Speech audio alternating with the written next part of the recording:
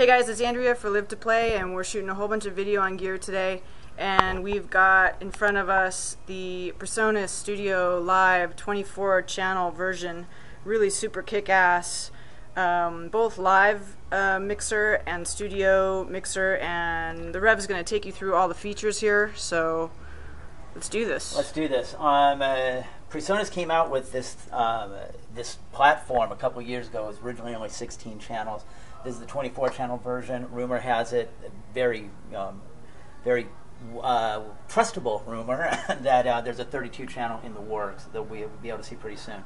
The big thing about this is price point.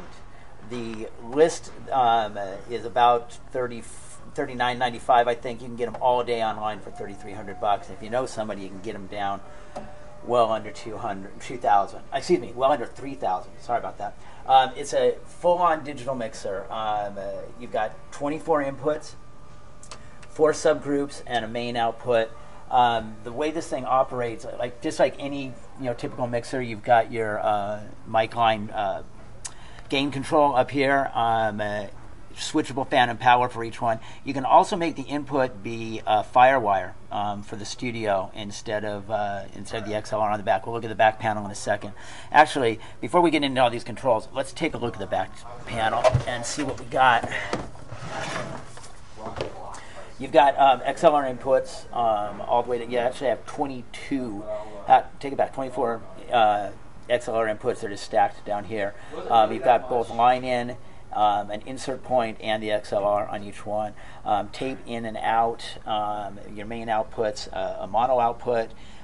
You can there's a mic input for a talkback mic right here, which is controllable on the Surface.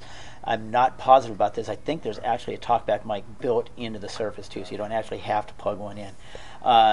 Your outputs, you can use a direct output. I don't even remember what this connector is called. A D sub, anyway, 8 channels at a time. And these come out digital. You can take 2 of these boards and gang them up to get 48 channels. Now here's the one caveat to that: you have 10 aux outputs. When you put 2 of these boards together, you do have 2 sets of 10, but it's not like you have 20 aux outputs that are working off the same mix. Okay, that's a big thing for me. I mean, every time I look at a mixer, I look at how's it going to work with my band. I've got an 8, 9 piece, 10 piece, depending on the day of the week, and everybody's on ears, so I need as many auxes that I can get. With 10 here, I can run 5 stereo in-ear mixes, which really for me ain't quite enough. I'm really hoping the next one has some more auxes, but for most people that's plenty. And I'm even going to use it, and horn players get a mono mix. That's just the way it goes. You could also use your subgroup outputs the same way. So let's go back to the control surface and show you how this puppy works. It was out on some gigs this weekend, an event here in town called Extreme Thing, with 3 or 4 stages, lots of punk and metal, and really hot out, 20,000, 25,000 I think kids in a park in Las Vegas with BMX bikes and skaters. It's extreme sports and extreme music. They did one of the stages with this, had no problems at all day. Like anything else with screens, sometimes the sunlight can make them hard to read, but it was really not a huge big deal. You just put a hood over it so you can see. So anyway, when you set this thing up, you're going to set your gain right here like you do on any mixer, and of course this is your overall channel volume. Unity is right here, and then it's what they call a fat channel. When you select a channel, all of these controls become active for that channel. You can tell which one's selected because the select button lights up. The selected channel is also right here. There's an old school LED, so you can see what channels is being selected right at that time. So once you've selected a channel, you have a high pass filter where you can dial in the frequency here. You've got a gate that you turn on and set all of the all the normal settings for a gate. Presonus makes, they were known before they came out these mixers for making gates and compressors. So these are pretty good. Again, you've got a compressor. These are available on every channel. You can turn them on or off. So like right now it's on, but if we go to another channel, 6, we haven't turned them on in 6, so they're off. Okay, you've got a whole EQ section, 4 bands, all sweepable, lows, low mids, high mids, and a high EQ. Not only, and these are fully parametric.